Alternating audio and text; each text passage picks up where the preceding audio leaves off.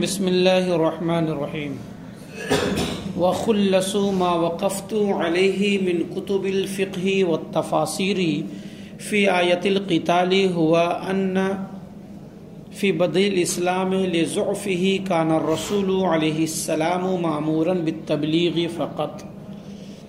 جو باتیں ہوئی اسی کا خلاصہ صاحب تفسیرات احمدیہ بیان کرتے ہیں اپنی زبان میں۔ کہتے ہیں کہ آیات جہاد کے سلسلے میں کتب فقہ اور کتب تفاسیر سے جن باتوں پر میں واقف ہوا اس کا خلاصہ یہ ہے، ہوا ان فی بدء الاسلام، اس کا خلاصہ یہ ہے کہ ابتدائی اسلام میں لضعف ہی، اسلام کے کمزور ہونے کی وجہ سے، کان الرسول مامورا بالتبلیغ فقط، رسول کائنات کو صرف تبلیغ کرنے کا حکم دیا گیا تھا۔ یعنی اسلام نے بتدریج کوئی حکم شدید نازل نہیں کیا کسی بھی معاملے میں۔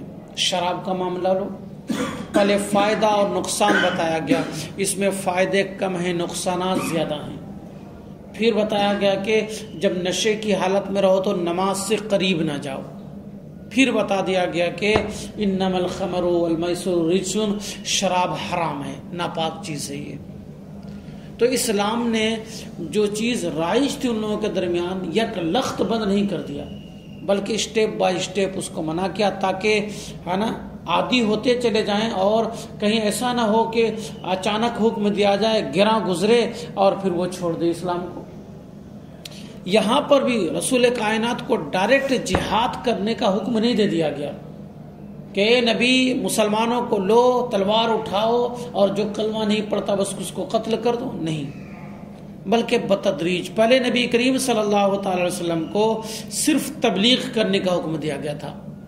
اب تبلیغ کیجئے، لوگوں کی ذہن سازی کیجئے، اور یہ کہ جو لوگ خدائے وحدہ لا شریک کو چھوڑ کر غیر اللہ کی طرف جھکے ہوئے ہیں اور اس کی عبادت کر رہے ہیں ان کو سمجھائیے، اسلام کی بات ان تک پہنچائیے، خدا کی وحدانیت ان کے پاس بیان کیجیے، صرف اتنا۔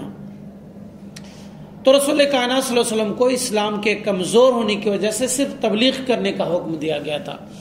کما یشیر الیہ قولہ تعالی وما علیک الا البلاغ، جیسے کہ اللہ تعالیٰ کا یہ ارشاد اس بات کی طرف اشارہ کرتا ہے، اے نبی آپ پر صرف پہنچا دینے کی ذمہ داری ہے، نہیں ہے آپ پر واجب مگر پہنچا دینا، یعنی آپ پر صرف لازم ہے کہ آپ اللہ کی بات قوم تک پہنچا دیں، مانے نہ مانے اس سے ابھی آپ تعرض مت کیجیے۔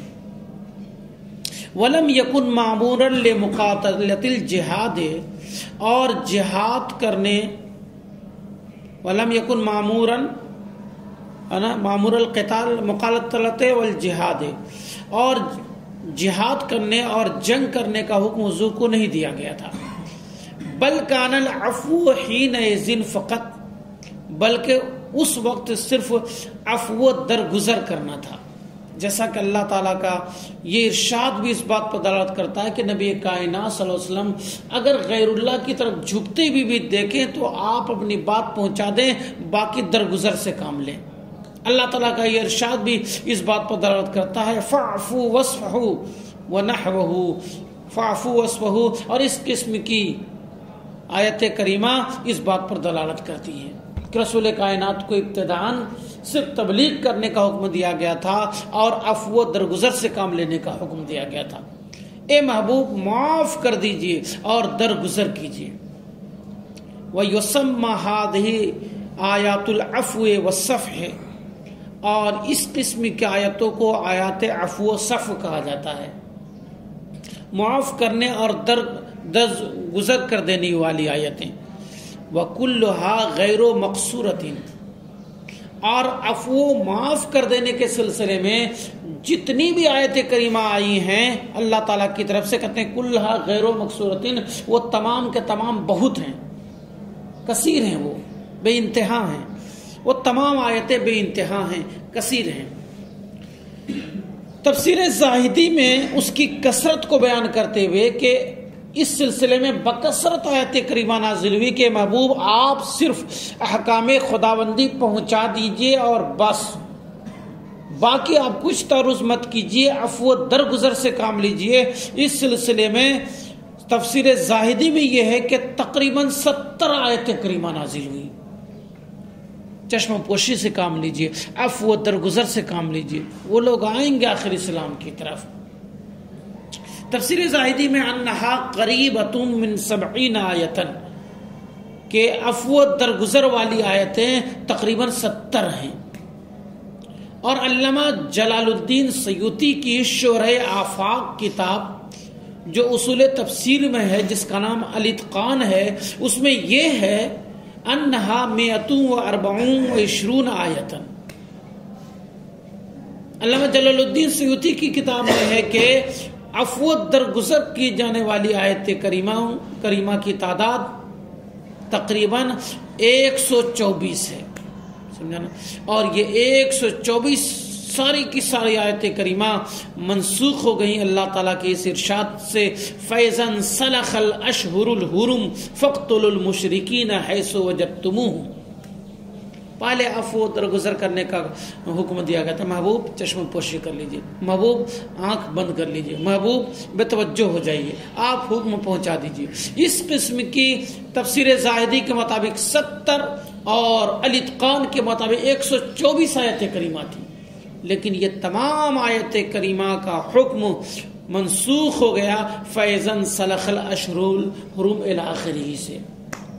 اب عفو درگزر سے کام نہیں لینا ہے، اب اسلام مضبوط ہو چکا ہے، مسلمانوں کی تعداد اچھی خاصی ہو چکی ہے، آپ کے پاس جمعیت ہو چکی ہے، پوری ٹیم آپ کی تیار ہے، اس لیے اب عفو درگزر سے کام نہیں لینا ہے۔ کہا گیا جب حرمت والے مہینے گزر جائیں تو مشرکین کو جہاں پائیں قتل کر دیں۔ وبالجملۃ حاصل کلام فوجب القتال فی غیر الاشہر الحرم، جہاد کرنا حرمت والے مہینوں کے علاوہ مہینے میں واجب تھا۔ وبقی فی اشہر الحرم ممنوعا، اور حرمت والے مہینے میں ممنوع ہو کر باقی تھا، یعنی جہاد ممنوع ہے حرمت والے مہینے میں۔ ذی قعدہ، ذی الحجہ، محرم اور رجب، یہ جو 4 حرمت والے مہینے ہیں اس میں آپ قتال نہ کریں، جہاد نہ کریں، ممنوع تھا۔ جیسا کہ اس کی ممانعت پر اللہ تعالیٰ کا یہ ارشاد دلالت کرتا ہے۔ اللہ تعالیٰ فرماتا ہے قل قتال فیہ کبیر، اے محبوب آپ کہہ دیجئے کہ ان حرمت والے مہینے میں جنگ کرنا بہت بڑا گناہ ہے، سمجھا نا؟ اور اللہ تعالیٰ کا یہ ارشاد بھی وَلَا الشَّهْرَ الْحَرَامَ، اور نہ قتال کریں حرمت والے مہینے میں۔ وَوَجَبَ أَيْضًا فِي الْحِلِّ وَالْحَرَمِ جَمِيعًا، اور حل و حرم دونوں میں قتال کرنا، لڑائی کرنا واجب تھا۔ جہاں پاؤ قتل کرو، جہاں پاؤ مارو، جہاں پاؤ جہاد کرو، چاہے تم ہل میں پاؤ یا حرم میں پاؤ، حدود حرم میں پاؤ یا حدود حرم سے باہر پاؤ، باہر صورت تم اس سے جہاد کرو، لڑائی کرو۔ لیکن پھر اللہ تبارک و تعالیٰ نے اس عموم کو منسوخ کر دیا، کہا نہیں، حدود حرم میں قتال نہ کرے، اپنی جانب سے ابتدا نہ کرے، ہاں چھیڑو مت، اور چھڑ جائے تو چھوڑو مت۔ اگر وہ ابتدا کریں اپنی طرف سے تو پھر چوڑیاں پہن کے بیٹھ مت جاؤ، بلکہ پھر اس کو دندان شکن جواب دو، سمجھا نا؟ بعض لوگ اس کو دندان شکن پڑھ دیتے ہیں، یہ دندان شکن نہیں ہوتا بلکہ دندان شکن ہوتا ہے، دانت کو توڑ دینے والا۔ دندان شکن ہے، ترکیب اضافی نہیں ہے، دندان شکن اسم فاعل سماعی ہے، دندان شکن جواب دو۔ کہتے ہیں حل و حرم دونوں میں جہاد کرنا واجب تھا۔ ثم نسخ حرمت الشہر الحرام بقولہ تعالی، پھر حرمت والے مہینے میں قتال کا حرام ہونا، قتال کی حرمت، قتال کا حرام ہونا منسوخ ہو گیا۔ پہلے کیا کہا گیا تھا؟ حرمت والے مہینے قتال، ہے نا، قتال فیہ کبیر، حرمت والے مہینے میں قتال کرنا بہت بڑا گناہ ہے، سمجھا کہ نہیں؟ پھر اس کو منسوخ کر دیا گیا کہ اگر ان کی جانب سے ابتدا ہو اور حرمت والے مہینے کو تو مطلقاً منسوخ کر دیا گیا. کہتے ہیں پھر حرمت والے مہینے کی حرمت منسوخ ہو گئی اللہ تعالیٰ کے ارشاد قاتل المشرکین کافہ سے، کہ مشرکین سے ہر حال میں جہاد کرو. چاہے حرمت والا مہینہ تمہارے سامنے ہو یا غیر حرمت والا مہینہ تمہارے سامنے ہو، ہر حال میں ہر وقت ان سے جہاد کرو. تو پہلے حرمت والے مہینے میں قتال کی جو ممانعت تھی وہ ممانعت اس آیت کریمہ سے منسوخ ہو گئی. اور حرم میں بھی قتال کرنے کی جو حرمت تھی وہ حرمت بھی منسوخ ہو گئی ان کی جانب سے ابتدا کرنے کی صورت میں، کہ اگر ان کی جانب سے حرم محترم کے اندر ابتدائے جنگ ہو جائے تو حرمت کو پامال اس نے کیا ہے، سبب اس نے اختیار کیا ہے، اس لیے جواب قتال دینے میں تم پر کوئی گناہ نہیں ہوگا. سمجھا نا؟ کہا گیا وقاتل المشرکین کافہ، مشرکین سے ہر حال میں جہاد کرو. ونسخ عموم الحل والحرم ایضا، اور حل و حرم کا حکم منسوخ ہو، حل و حرم کا بھی حکم منسوخ ہو گیا. سمجھا نا؟ یا پھر اللہ تعالیٰ کی ارشاد لا تقاتلوہم عند المسجد الحرام حتی یقاتلکم فیہ سے مخصوص ہو گیا. یعنی اللہ تبارک و تعالیٰ نے تو کہا تھا کہ مسجد حرام میں حدود حرم میں قتال مت کرنا، لڑائی مت کرنا، لیکن پھر اس کو منسوخ کیا گیا کہ جناب اگر تمہاری جانب سے ہو تو یہ حرام ہے، اگر ابتدا ان کی جانب سے ہو تو پھر اس کا جواب دینا ہے. سمجھا نا؟ اے مومنو ان سے مسجد حرام میں قتال مت کرو یہاں تک کہ وہ تم سے اس میں قتال کریں. تو اس حکم کو منسوخ کر لیا گیا یا خاص کر دیا گیا. مسجد حرام میں قتال کرنا حرام ہے مگر جب کہ ابتدا مشرکین کی جانب سے ہو تب حرام نہیں ہے. کہتے ثم آیات القتال المذکور فیہا وجوب القتال مطلقا. ثم آیات القتال میں آیات جو جمع تکسیر ہے، فیہا کی ضمیر مؤنث اسی کی طرف لوٹتی ہے، اور المذکور جو قتال کی صفت ہے اس کا نائب فاعل ہے وجوب القتال. سمجھا کہ نہیں؟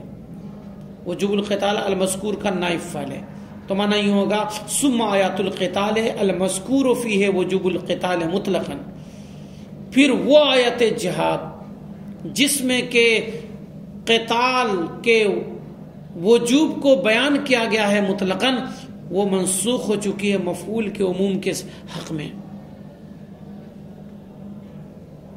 یعنی جن آیات جہاد میں مطلقاً حکم دیا گیا ہے کہ جہاد کرو، سامنے جو بھی ہو مشرک ہے بس قتال کرو، تو یہی مفعول سے مراد سامنے والا جو مقتول بنے گا، جس پر تم حملہ کرو گے.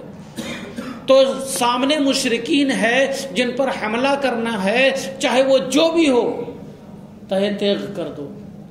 لیکن پھر اس کا حکم بھی منسوخ ہو گیا، اس عموم کا حکم منسوخ ہو گیا، یا اس عموم سے اہل جزیہ کو خاص کر لیا گیا.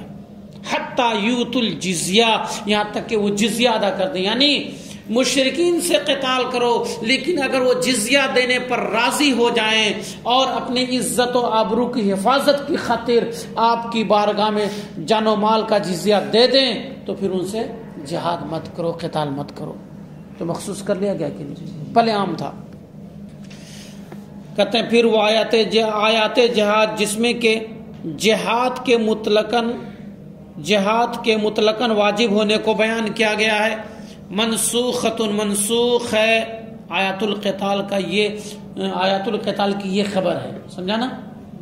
یہ منسوخ ہے وہ آیت کریمہ فی حق عموم المفعول، مقتول مشرکین کے عموم کے سلسلے میں منسوخ ہو چکی ہے. اسی کو مفعول کہا گیا نا. مفعول یعنی جو مقتول بنے گا ان کے عموم کے سلسلے میں منسوخ ہو چکی ہے. پہلے کہا گیا تھا قاتل المشرکین کافہ، مشرکین سے بہرحال قتال کرو، اور پھر کہہ دیا گیا حتی یؤتی الجزیہ، جب وہ جزیہ دینے لگے تو پھر باز آ جاؤ. تو خاص کر لیا گیا کہ نہیں اہل ذمہ کو. او مخصوصۃ بآیات البراۃ، یا آیات برات سے اس کو مخصوص کر لیا گیا ہے، گویا کہ یہ عام خاص منہ البعث کے قبیل سے ہو گئی ہے. یعنی آیت برات اللہ تعالیٰ کی اس ارشاد سے حتی یعطوا الجزیہ، یہاں تک کہ وہ جزیہ دینے لگیں. جان و مال، عزت و آبرو کی حفاظت کی خاطر ہی تو اس نے جزیہ دیا ہے، تو پھر اس کی جان کیسے لی جائے گی؟ اور جس طریقے سے مفعول کے عموم کے سلسلے میں آیت کریمہ منسوخ ہوئی ہے، یا پھر یعنی آیت کریمہ کا حکم منسوخ ہوا ہے یا پھر اس کو مخصوص کر لیا گیا ہے، اسی طریقے سے فاعل کے سلسلے میں یعنی مجاہد کے عموم کے سلسلے میں بھی آیت کریمہ کا حکم منسوخ ہو چکا ہے، یہ مخصوص کر لیا گیا ہے. پہلے عام طور پر حکم دیا گیا تھا مومنو جہاد کرو، اب مومن میں جوان بھی شامل ہے، ادھیڑ بھی شامل ہے، بوڑھا بھی شامل ہے، بچہ بھی شامل ہے، عورتیں بھی شامل ہیں، سبھی تو مومن اور مومنہ ہیں. کمزور بھی ہیں، بیمار بھی ہیں، اپاہج بھی ہیں، نابینا بھی ہیں، سبھی تو مومن ہیں. حضرت عبداللہ بن مکتوم نابینا تھے، اذان دیتے تھے، لیکن مومن تو تھے. اللہ تعالیٰ نے کہا جہاد کرو، جہاد فرض ہے، سب پر فرض ہو گیا تھا. لیکن کچھ آیت کریمہ سے پھر اپاہج کو، بیماروں کو، ہے نا، لنگڑوں کو، عورتوں کو، بچوں کو، کمزوروں کو، بوڑھوں کو خاص کر لیا گیا. تو عام خاص منہ الباس کے قبیل سے ہوگی کہ نہیں اس معاملے میں، اسی کو کہتے ہیں. وفی حق اطلاق الفاعل، اور فاعل کے مطلق ہونے کے سلسلے میں یعنی مجاہدین کے مطلق ہونے کے سلسلے میں آیت کریمہ منسوخ ہو چکی. اللہ تعالیٰ کے ارشاد لیس علی الاعمى الی الاخرہ سے جن آیت کریمہ میں یہ حکم دیا گیا تھا مومنوں جہاد کرو، اور اس مومن کے عموم میں بوڑھے، جوان، بچے، عورت، مرد، بیمار، اپاہج، نابینا سبھی شامل تھے. اس آیت کریمہ نے اس عموم کو ختم کر دیا. تو یا تو یہ مخصوص من الباس کے قبیل سے ہے، یا اپاہج وغیرہ یعنی معذورین کے سلسلے میں آیت کریمہ کا حکم منسوخ ہو چکا ہے. یاد رکھیے گا کہ آیت کریمہ کا حکم بعض کے اعتبار سے منسوخ ہو سکتا ہے، بعض کے اعتبار سے نافذ ہو سکتا ہے. ایسا بھی ہو سکتا ہے کہ کوئی آیت کریمہ ایسی ہو کہ وہ ناسخ بھی ہے، منسوخ بھی ہے. کسی معنی کے اعتبار سے وہ ناسخ ہے جو دوسری آیت کو منسوخ کر رہی ہے، لیکن کسی دوسرے معنی کے اعتبار سے وہ خود منسوخ ہے دوسری آیت کریمہ سے. ایسا بھی ہو سکتا ہے. ناسخ و منسوخ کا اجتماع ایک ہی آیت میں ہو سکتا ہے. یہ پوائنٹ یاد رکھیے گا. لیس علی الاعمى حرج ولا علی العارج حرج ولا علی المریض حرج. اللہ تعالیٰ کے اس ارشاد سے منسوخ ہو چکا ہے کہ نابینا پر کوئی گناہ نہیں ہے عدم شرکت فی الجہاد کی صورت میں، اور لنگڑے پر کوئی گناہ نہیں ہے، بیمار پر کوئی گناہ نہیں ہے. اور اللہ تعالیٰ کے اس ارشاد سے بھی منسوخ ہو گیا لیس علی الضعفاء ولا علی المرضى ولا علی الذین لا یجدون ما ينفقون حرج. کمزوروں پر کوئی گناہ نہیں، بیماروں پر کوئی گناہ نہیں، اور ان لوگوں پر بھی کوئی گناہ نہیں جو جہاد کے اخراجات کی طاقت نہیں رکھتے ہیں.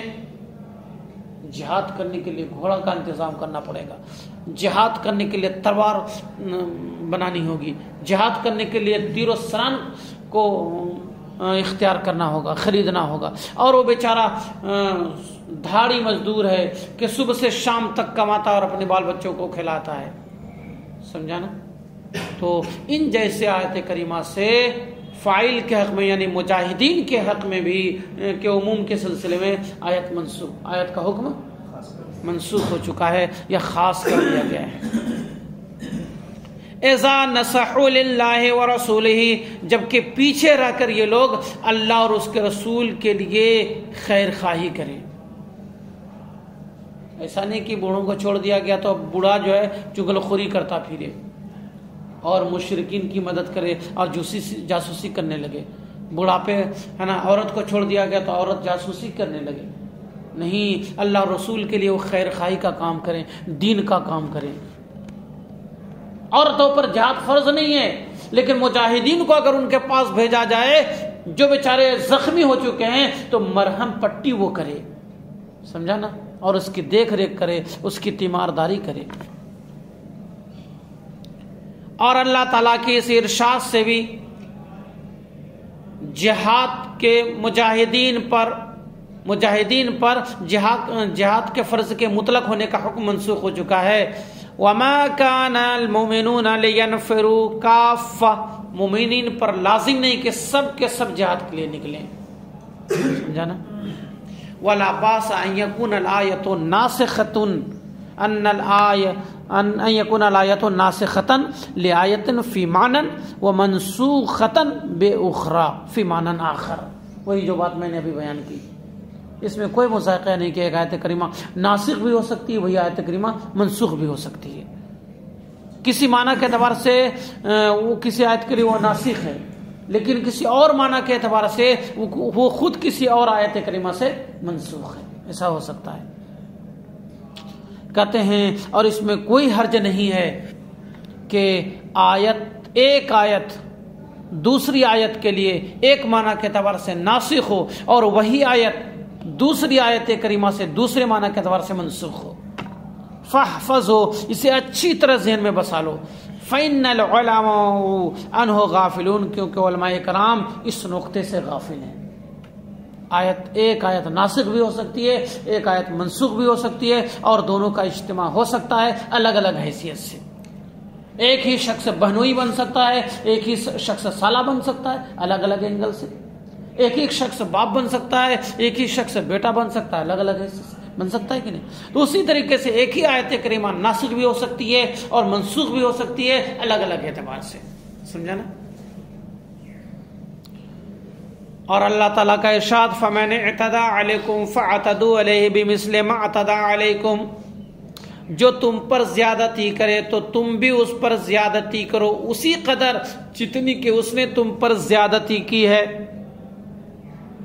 وَإِنْ كَانَ نَصًّا فِي بَابِ الْقِتَالِ خَاصَّةً، اگرچہ باب جہاد میں خاص کر یہ صریح ہے آیت کریمہ، حیث کان تتمۃ لہ، بین طور کے جہاد کا یہ تکملہ ہے.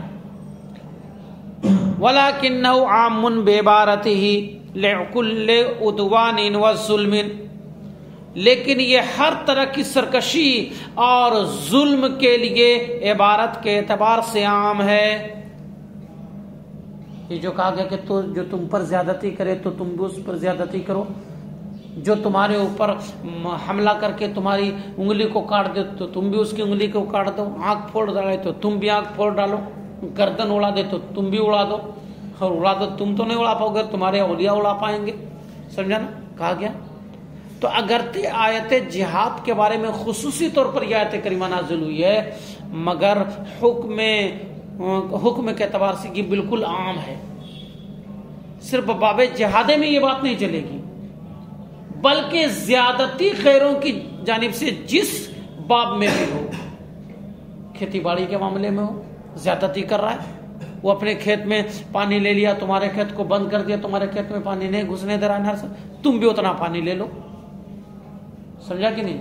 اس نے چراگاہ میں تمہارے چرا لیا، تم بھی جا کے چرا لو اس کے چراگاہ میں. تو یہ ظلم زیادتی کا بدلہ دینے کی جہاں تک بات ہے، یہ باب جہادی کے ساتھ خاص کر نہیں ہے، بلکہ ظلم و زیادتی کا بدلہ ہر ظلم و زیادتی کے لیے عام ہے. سمجھا نا؟ اگرچہ یہ آیت کریمہ کہتے ہیں باب جہاد میں خاص کرنا ضروری ہے، لیکن حکم کے اعتبار سے عام ہے. کہتے ہیں وَلَٰكِنَّهُ عَامٌ بِعِبَارَتِهِ، لیکن اپنی عبارت کے اعتبار سے یہ آیت کریمہ عام ہے. لِكُلِّ عُدْوَانٍ ظُلْمٍ، ہر طرح کی سرکشی اور ظلم کو شامل ہے.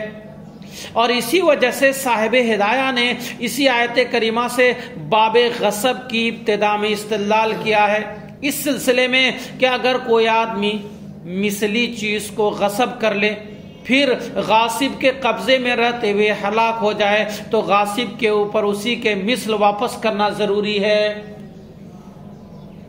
توصیف کا دھان تیار ہوا، اور دھان تو نیلوں کی طرف چائے پتی ہوتی ہے کیا جی، چائے پتی تیار ہوئی اور تیار کر کے رکھا، فردوس آیا کہا یہ تو میری چائے پتی ہے، اور چائے پتی غصب کر لیا، اور اتفاق سے جو ہے آسمانی بجلی گری اور اسی کے غاصب قبضہ کیا ہوا تھا اور ساری چائے کی پتی کو جلا کر راکھ کر دیا، یا اتفاق سے آگ لگ گئی، یا تو اس نے استہلاک کیا یعنی جان بوجھ کر اس کو ختم کر دیا، جلا دیا، یا جل گیا، چائے پتی جل گئی، آگ لگ گئی۔ دونوں صورت میں صاحب ہدایہ کہتے ہیں کہ چونکہ یہ چیز مثلی ہے، یعنی مارکیٹ میں اس کی مثل موجود ہے، مثلی چیز اس کو کہتے ہیں، جو چیز جس چیز کی مثل مارکیٹ میں موجود ہو اور اس قسم کی چیز مل سکے اس کو مثلی کہتے ہیں، اور جس چیز کی مثل مارکیٹ میں موجود نہ ہو تو اس کی قیمت دی جائے گی، اس کو قیمی کہا جاتا ہے۔ تو اگر کسی نے ذوات الامثال کو یعنی مثلی چیز کو غصب کر لیا، اور غصب کرنے کے بعد اس کے ہاتھ میں، اس کے قبضے میں رہتے ہوئے، غاصب کے قبضے میں رہتے ہوئے وہ چیز ہلاک ہو گئی، تو اس کے اوپر اس کے مثل کا ضمان واجب ہے۔ میرا موبائل لے کر گئے، یہ موبائل کتنا کا ہوگا؟ یہ موبائل 1-2 روپے کا نہیں ہے، یہ موبائل 34,000 روپے کا ہے، لیکن یہ 34,000 روپے کے موبائل لینے کی پیچھے ٹرم اینڈ کنڈیشن ہے، اور وہ یہ ہے کہ اس موبائل کو میں نے ایک ویوو موبائل سے ایکسچینج کیا تھا، آفر چل رہا تھا، جس ویوو موبائل کو میں نے 6,000 میں لیا تھا اس کا 8,500 روپے دے رہا تھا ایکسچینج کر کے، 4 سال 5 سال چلانے کے بعد بھی اس میں نے کر دیا، یعنی 4-5 سال چلا لیا، لیکن ایکسچینج میں دے رہا تھا 8,500، 6,000 کا موبائل 8,500 دے رہا تھا، اس کو دے کر کے تب اس کو بک کر لیا۔ وہ موبائل کی وجہ سے ہوتا ہے، یہ موبائل جو ہے مہنگا تھا اس لیے ایکسچینج آفر زیادہ کر دیا تھا۔ یہ موبائل ہے آپ نے میرا غصب کر لیا، اور غصب کرنے کے بعد جو ہے آپ نے ہلاک کر دیا اس کو، آپ کے ہاتھ میں تو یہ چیز مثلی ہے کہ نہیں ہے نا، اس کی مثل ملتی ہے۔ بعد میں دلیل سے قاضی کے سامنے ثابت ہو گیا کہ یہ موبائل جامی صاحب کا تھا، ایسی صورت میں آپ پر لازم ہوگا کہ اسی کے مثل موبائل خرید کر مجھے دیں، سمجھا نا؟ جو زیادتی آپ نے کی اس زیادتی کا بدلہ دینا پڑے گا، سمجھا نا؟ کیونکہ کہا گیا کہ جو تم پر زیادتی کرے اسی کی مثل تم بھی اس کے اوپر زیادتی کرو، اس لیے تمہاری زیادتی کر کے تمہارے موبائل کو ختم کر دیا، اس سے موبائل لیا جائے گا۔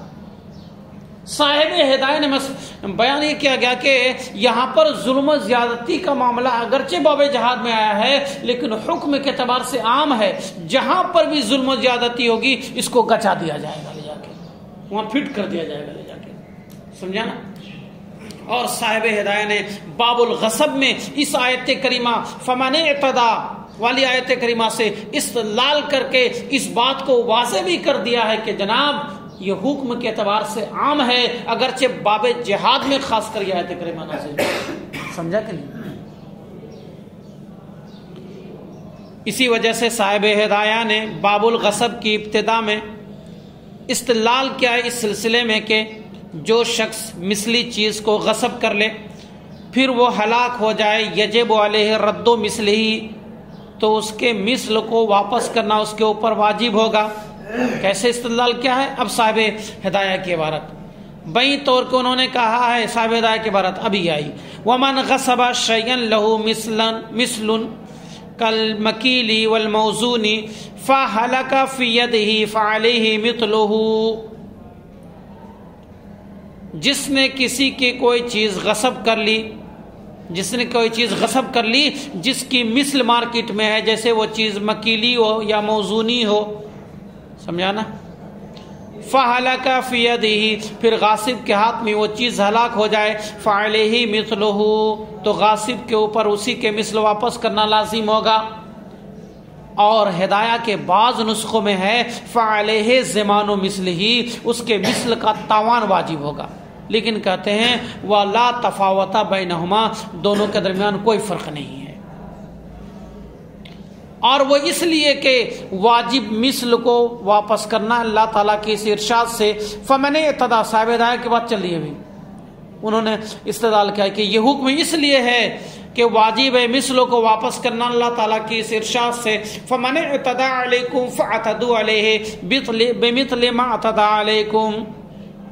اللہ تعالیٰ نے یہ فرما دیا اور اس لیے لأن المثل عادل لما فیہ من مراعاة الجنس والمالیت، اور اس لیے کہ مثل زیادہ انصاف پر مبنی ہوگا کیونکہ اس میں جنس اور مالیت دونوں کی رعایت ہوگی.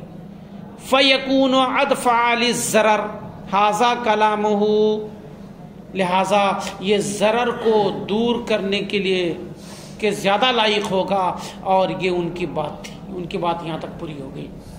تو صاحب ہدایہ کے استدلال نے بھی اس بات کو ثابت کر دیا کہ آیت کریمہ اگرچہ مخصوص باب جہاد میں اتری ہے مگر یہ کہ حکم کے اعتبار سے